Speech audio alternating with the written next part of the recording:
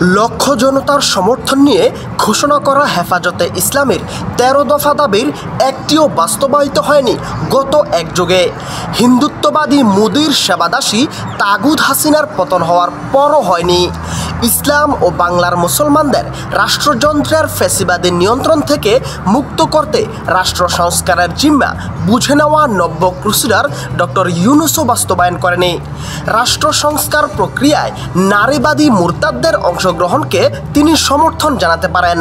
সমকামী অ্যাক্টিভিস্টদের প্রকাশ্য রাজনীতির সুযোগ করে দিতে পারেন তিনি, কিন্তু আমাদের শত অনুরোধ সত্ত্বেও তিনি ব্লাসফেমি আইন করতে পারেন না।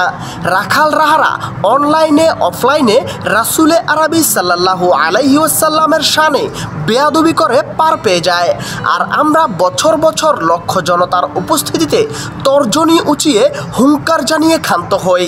সংস্কারমূলক রুটিন মাফিক রাজনৈতিক অনুশীলনে মত্ত থাকি।